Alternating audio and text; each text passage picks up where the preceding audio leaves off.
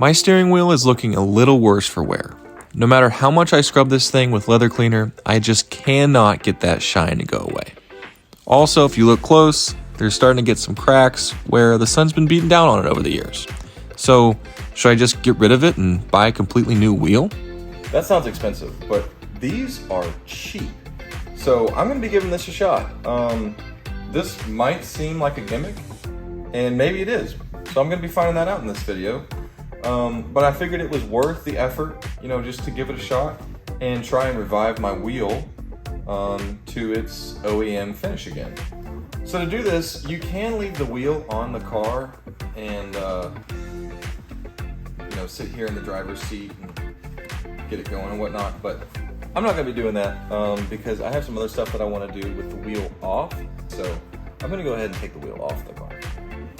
In order to take off the wheel, first thing you need to do is go ahead and remove the airbag. And I already covered how to do this in a previous video whenever I did my F8X style paddle shifters, but basically you push in from each side where you can feel a spring.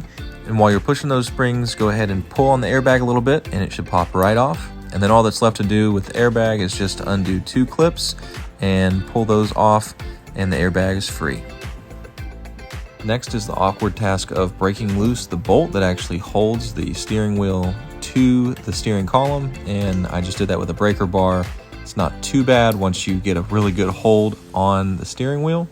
And then all you're left with is a couple more clips to undo, and the steering wheel's free. There you have it. All right, so I've got the wheel off the car and inside, and this is definitely gonna be the type of project that's gonna take a couple hours.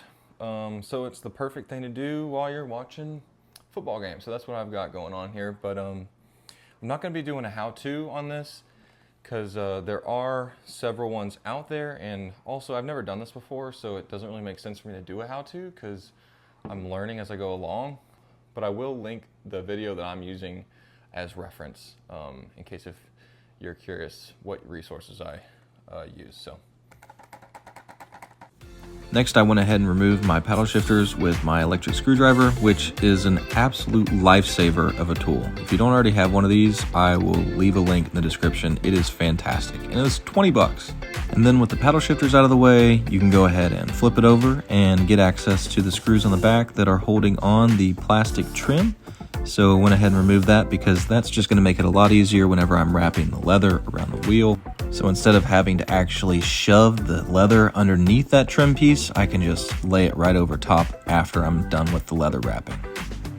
Now I can actually start the project of the leather wrap. So the first step is putting as much double-sided tape as you can on the back of the leather. And this is something that I wish that I had done a little bit more of. There's a couple spots that ended up really needing some double-sided tape, and it was too late to go back and apply more. So just keep that in mind if you're doing this yourself. I also took my time lining up the blue stripe because I did not want that to be off-center. Now comes the most fun part, stitching. And I mean that sarcastically because I was terrible at this, and it took me way longer than I care to admit. But this is another one of those things that I just really wanted to take my time on so that way I wasn't getting any wrinkles and I was going to be very satisfied with the result. All right, just a quick little update. I have finished basically a third of it. So there's 3 stretches that you're having to stitch, and I've done one of them. And so this is what it looks like so far. Don't have any wrinkles whatsoever. Really liking the color. As you can see, that's really fitting in there nicely. No wrinkles.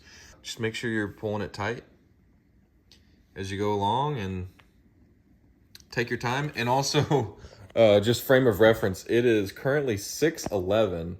I started this at like 3:30.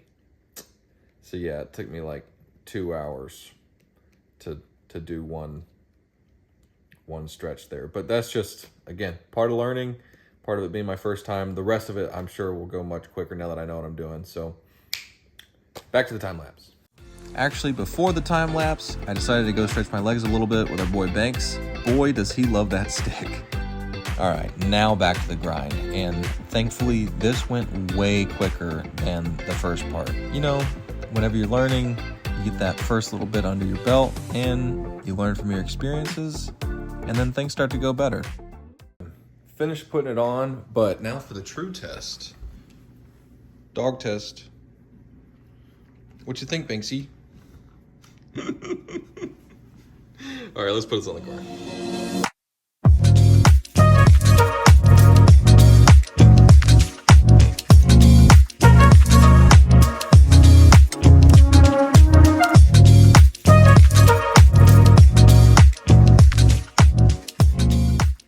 All right, so I got it back in the car, and I will say I'm really happy with how it came out, but it's definitely not perfect, and I think that it could be perfect if, one, I had used a lot more double-sided tape.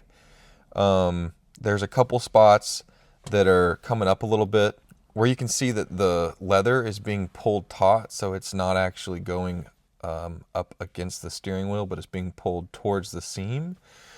And then also the back of like the base here, where the leather isn't actually stitched at all. There's nothing holding it there. I did use some double-sided tape, but I'm guessing I just didn't use enough. So if I was to do this again, knowing what I know now, I would use a ton more double-sided tape, maybe better tape than what they provide you with. I'm definitely going to leave it on because part of making this video was trying to see if this was actually worth doing, or if, you know, you're better off just buying a new wheel. And so I will say, if you've been thinking about getting one of these and weren't sure if it was actually worth getting, I think it's definitely worth the $11 that I spent. So would I actually recommend you getting one of these for your car? Yes, if your steering wheel is just beyond repair whenever it comes to like it being shiny and not being able to get that off. I think that if your steering wheel is shiny, you should definitely get some good leather cleaner. Give it a really, really good wipe down. I mean, you could see the dirt coming off. My rag was full of dirt. So I know that it was doing something, but even after getting all that dirt off, it was still shiny. And now the leather looks really, really nice and premium. And it feels really nice too. With all that being said, I will see you in the next one. Keep joyriding.